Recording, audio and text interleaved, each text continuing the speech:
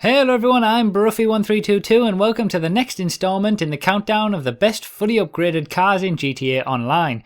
If this is the first video you've seen in this series, click the annotation below or the link in the description and everything will be explained in the intro video. Otherwise, let's continue from where we finished off last time. So in the previous video, the 121st place car managed a lap time of 1 minute 26.2, and in 120th place we have the Ingot, which managed a lap time of 1 minute 25.9. So we're already sort of getting into the back end of the sedans at this point in 120th place, and we have a lot more vehicles in this one that can be upgraded. So in 119th place we have the Romero Hearse, which actually isn't the slowest sedan. It's already 16th in sedans and beating obviously the Ingot and the Regina and things like that. With a 125.6, it's not really too shabby for a hearse, I guess you could say. In 118th place, just above it, we have the Vapid Peyote, which is the next Sports Classic car, 10th in Sports Classics, 125.3. It's around a second faster than the Tornado that we saw in the previous video. Next up, in 117th place, we have the Minivan. Now, the Minivan is the 4th placed van in the game. Reasonably quick for a van, 1 minute 24.8, not too bad. It's just an all-round reasonably decent van for that class. And in 116th place, just ahead of it, is the Manana. Now the Manana gets a 124.4, so again another second basically taken off the Peyote's time, and this is our 9th best Sport Classic car. In 115th place we have the Patriot. Now the Patriot is a pretty awful vehicle really for an SUV. It's very slow, it's way off the pace of the rest of the SUVs with a 124.1. 18th in this class, only just to say beating the Crusader that we saw in the previous video.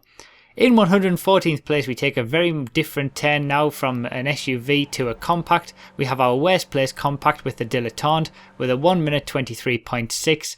A little bit quicker than the Patriot, but it's interesting to see two very different vehicles for getting very close lap times.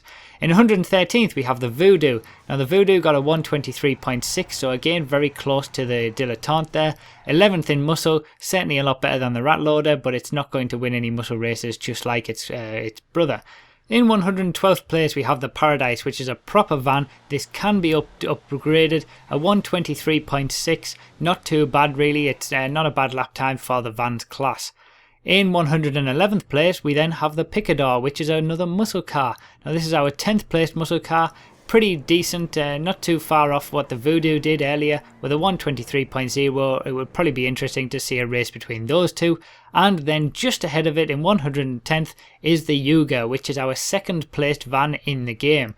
The Yuga is a pretty decent van, a 123.007, very very close to what the Picador just did, and yeah, pretty quick for a van. In 109th place we have the Rancher XL, which is our first off-roader that we've seen in this series with a 122.9, only just to say quicker than what the Yuga has just done, so we've got a lot of vehicles around here that all have very similar lap times.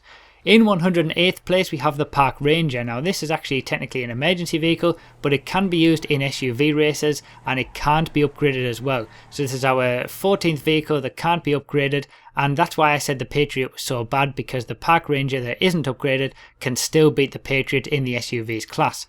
We have another SUV in 107th place with the Seminole with a 121.9, so a bit of a jump there in lap time. Not too bad the Seminole in terms of the vehicles that are around this area.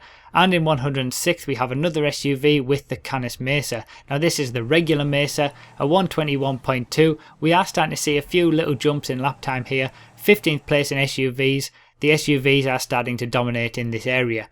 Next up in 105th place we have the Hot Knife, another muscle car that we've got here with a 121.1. It's not too bad, I guess you could say. 9th place in the muscles class. It does beat 3 others, but it is very difficult to control and it's not that quick overall. In 104th place, another SUV with the Baller. Now this is the old version of the Baller, the original Baller. It's the one that looks a little bit more square with a 120.9. It's about 0.2 of a second quicker than the Hot Knife. In 103rd place we have our first place utility vehicle which is the Sadler. With a 1 minute 20.3, this is a huge amount quicker than all of the utility vehicles in the class, and it's easily the best utility to have. And then we have our next best vehicle, which is the BJ XL from the SUVs class in 102nd place with a 120.3 again. So we've had very close lap times between the Sadler and the BJ. And then in 101st place, to finish off this video, we have the Bison, which again gets another 1 minute 20.3, very close to what the Sadler and the BJ have just done, and this is our best van in the game. So obviously quite a big difference between that and the Yuga as well. So we've already seen two vehicles that are the best in their class, with the Sadler in utility and the Bison in the vans. So next up, we're going to be doing from places from 100th all the way to 91st. Let me know in the comments which you think will be in that video.